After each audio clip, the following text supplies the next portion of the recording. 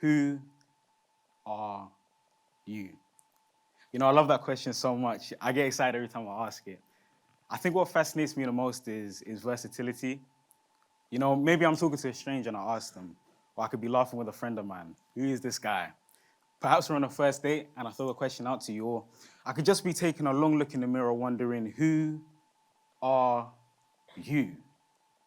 More specifically, who are you trying to be? Who are you when nobody's watching? Who will people say you are? Who will people say you were when you're dead? What character do you naturally present every time you step out onto the world stage? Who are you? Don't worry, I don't need the answer just yet. I'll let you sit with it for a while, and in the meantime, I think it's best I introduce myself so that this, feels more like a friendly conversation and less of an interrogation. So who am I? I am Joshua Lawore. I am a third-year student at this wonderful institution, Aston University. I am extremely passionate about, sharing ideas in creative ways. I love analyzing paintings. I love making music. I love traveling. But most importantly, I am here to talk about character. Now, for context, I've always been an ambitious and goal-driven individual. It was actually in pursuit of these goals that our journey to understanding character begins. I remember 2023 so vividly. I really liked that year, specifically the end, though. My family and I had just finished celebrating Christmas, and we were gearing up for the new year. Now, I don't know about you, but, I've always loved a good new year, because it's like a reset. It's like my own reboot. New year, new me. And I say that every year, I never change. Hence why I say it every year. But there was something different. There was something different about 2023. I had a fire inside of me. You just have that drive. I mean, for starters, I actually wrote down a list of goals instead of just saying new me. And then I made a vision board. And then I made a PowerPoint. I made my sister sit through it like 5 times. I felt like Steve Jobs giving the keynote.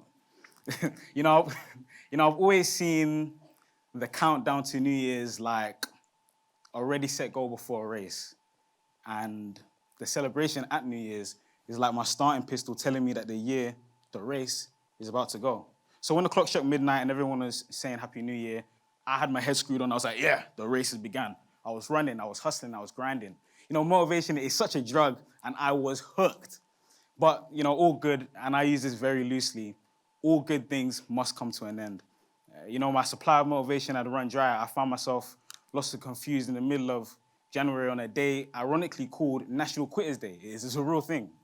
Research shows that only 9%, even less than 9% of Brits stick to their goals in the final 9 to 12 months of the year. And I saw this data and I was shocked. I was embarrassed and honestly I was annoyed. Not just because I had allowed myself to be a part of this group of quitters, but because so many of us were. I had to go back to the drawing board. I asked myself, why was motivation not sustaining me? Why am I not doing what I said I would? Why am I giving up? Until I reflected and I realized this wasn't just a list of goals I had set, but it was a glimpse into the person I was attempting to be. You see, life is a lot like method acting. And essentially, I was attempting to perform a role without understanding its character. Now, character is the mental and moral qualities distinctive to an individual. Your strengths, weaknesses, virtues, values is who you are. And it's important for a plethora of reasons, so I'll just share with you the 3 that are most important to me. 1, character influences self-image. You see, character is the cornerstone of identity, and your identity determines the direction of your life. That's the whole reason I kept quitting my goals. For example, I really wanted a 6-pack this year, but I kept failing it because I didn't have the characteristics, the ethos of a healthy person, better yet, an athlete. You need to understand the characteristics of the self-image that will deserve the goal that you want. And when you have good character, you get to maximize your potential. The second reason why it's so important is because character affects connections. You see, social connection is so important for our mental health and quality of life. No man is an island. Even if you like to be by yourself, no one likes to be lonely. So you see, we need people to confide in, lament to, collaborate with, share these beautiful experiences. And bad character really puts a strain on your ability to actually make or even maintain these connections. So you need to have good character and avoid things like disloyalty, dishonesty, or fear of rejection. A third reason why it's so important to me is because character is consistent. You see, how you do one thing is usually how you do everything. And what you'll find is that character not only affects your personal lives, but also affects your work life and every other little significant part of your existence. Now I'm about to make a statement that will aggravate some of you, and it may fill others with regret, but it will help you, I promise. So listen up. You may not control the scenes life throws at you, but you always decide the character that you play in it. You may not control the scenes life throws at you, but you always decide the character that you play in it. Now, I know every single one of you have experienced things you wouldn't wish on your worst enemies. I understand, and it's not fair. But I'm encouraging you, I'm begging you to, harness these experiences as fuel to not only demonstrate, but develop good character. But before we even get to developing our character, we need to understand our character. You see, we're coming back to that question, who are you? 3 words for understanding character: identifying, accepting, and dissecting. Now, identifying is all about self-awareness, telling you to be able to spot these character traits within you. Because you see, there's traits that you see with your eyes: height, weight, race, physical disabilities. But there's also traits that you see with time. And what you'll find is these traits actually paint a much clearer image of who you are. So we're trying to spot these behavior patterns over a period of time. And that's even why you can't judge somebody off of one interaction. It's just not fair. So ways you can help your self-awareness is by journaling. It doesn't have to be every day. It could be once a month. It could be, at the end of the year. But it just matters that you write honestly. And when you finish, you read through it and you see, what can I spot about myself?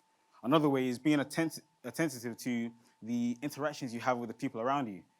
The compliments strangers pay you, the reasons why your friends may ask you for help, the arguments you have with people that are close to you, the criticism that they make, the reasons the arguments even started, all work together to make a holistic image of who you are. The second, accepting, is all about not being in denial of these traits that we've just identified. You see, I'm not telling you to just embrace your flaws or embrace your strengths. I'm telling you to embrace the fact that you are all works in progress. You see, it's essentially the courage to be imperfect. And another thing I hate? I really don't like the way we've been taught to view the term perfection, like a perfect life. I don't think a perfect life is flawless. In my opinion, a perfect life is not one absent of problems, but is one filled with problems that are tailored to you. And how do you know that these problems are tailored to you? It's because you get to experience it. You're the one going through it. We're all being perfected by our perfect lives because of these problems. Have you ever gone through something and on reflection you think, yeah, it hurt in the moment, but I'm actually happy I went through that? I remember I used to get very violent panic attacks after the loss of a loved one. And yes, it hurt in the moment, but I'm actually grateful I went through that because I learned things like, meditation, how to deal with grief. And if somebody else was going through that, I could help them because of that experience. So, these are problems that perfect us. And I really think we can all overcome these problems. These are problems that you can overcome. They're problems that you have to identify. They're problems that you have to accept. And third, dissect. Now, dissecting is all about getting to the heart of these traits that we've identified. I'm just telling you to have some curiosity about yourself. We've been throwing out the question, who are you? This is essentially, why are you? For example, I've always been a very analytical person. My favorite question is why, and the bravest thing I've ever said is I don't know. And one day I was reflecting, why am I like that? Why do I think so much? And I realized that it's because as a child, my mother used to make me watch documentaries at least every Wednesday. She told me to turn off the cartoons, and I had to watch these shows about art and history and time, the animal kingdom. And it changed the way my mind worked. It changed the way I processed information. It changed the way I presented arguments. And that's why I have the mind and the character traits that I have today. So it's really important to dissect, see where these traits may have came from. The influences of your culture, your family upbringing, your society. Things that you might need to remind yourself on, lessons that you might need to unlearn. They all work together to help you develop character. Now, developing character is surprisingly simple, but like most things worth doing, it's far easier said than done. I want to start off by saying we need clarity in what we want to actually develop. It's like me going to the gym and saying, yeah, let's put on some muscle. Yes, that's great.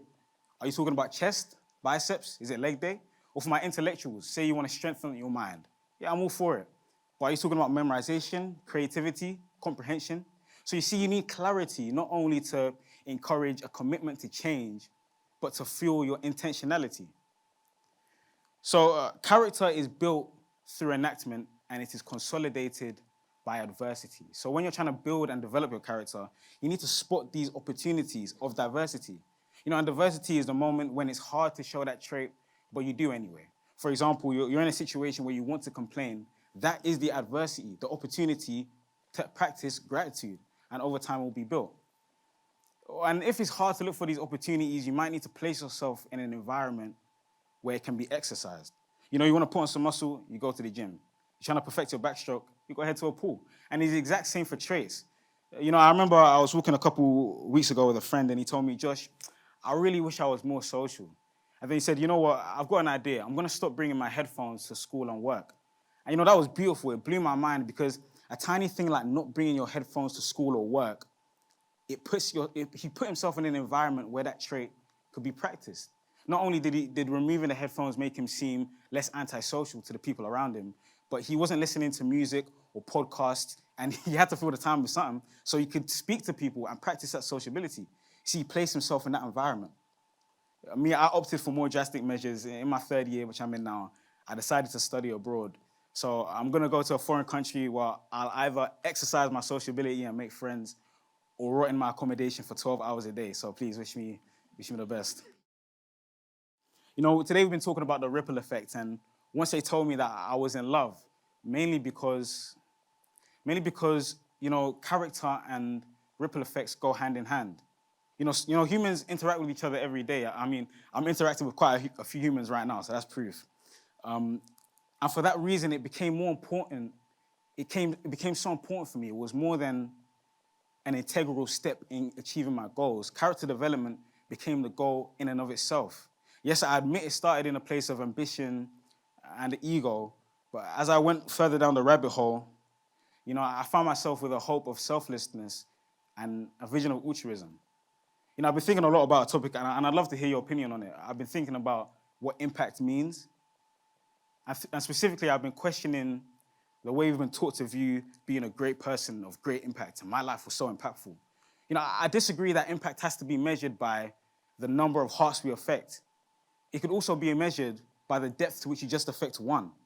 That one person could be your brother, your mother, your colleague, the stranger you smiled at, the driver you didn't cut off in traffic. Affecting these people is still impactful living. And I keep coming back to that Tupac quote. The one where he's like, I don't guarantee I will change the world, but I guarantee I will spark the mind that changes the world.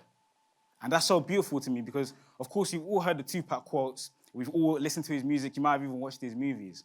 But even if he was a D-list celebrity and he was able to spark one mind, just one mind, is that not still great? Is that not still impactful?